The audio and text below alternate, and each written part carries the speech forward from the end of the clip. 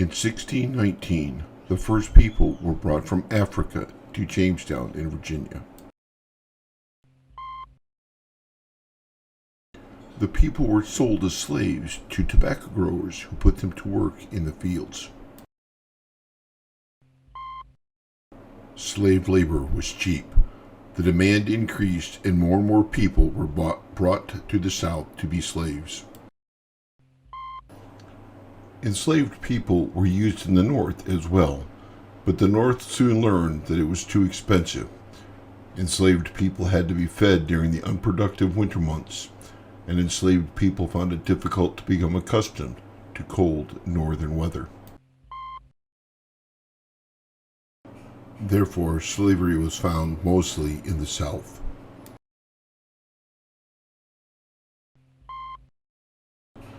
During the colonial period, the South raised tobacco, rice, and other crops on large plantations. After the Revolution, cotton rapidly became the chief crop in the South. James Hargreaves and other inventors designed power-driven machinery to spin thread and weave cloth. Hey folks, thanks for listening. Please like, share, and subscribe to our channel. We'd appreciate it. The demand for cotton increased tremendously.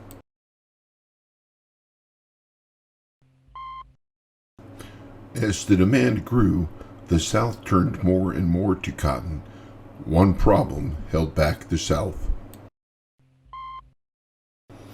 This was the difficulty of separating the seeds from the cotton fiber. This had to be done by hand.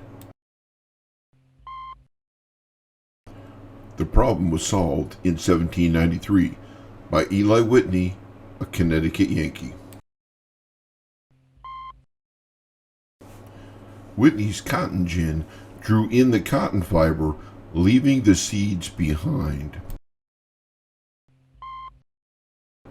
The gin could clean 50 times as much cotton as a man could clean by hand. The cotton planters' problem was solved. Now the mills could be supplied with all the cotton they wanted. Whitney's cotton gin had made cotton the king of the South. More and more land was planted to cotton. The amount grown rose rapidly. As the planters enlarged their cotton fields, they bought more slaves.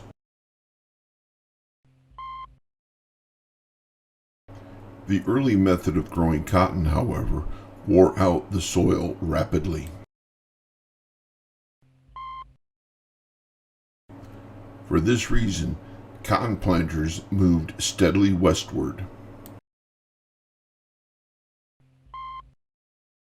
By 1850, the Cotton Belt stretched from the Atlantic coast into eastern Texas. Things to remember. 1. Slave labor was cheap. The demand for slaves increased in the South. 2. Slavery was too expensive in the North. 3. The invention of the cotton gin by Eli Whitney made cotton the king of the South. 4. More and more land was planted to cotton, and the amount grown rose rapidly. 5.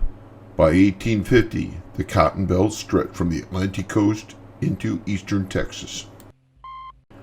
The end. Thanks for watching, everyone. Hope you enjoyed it.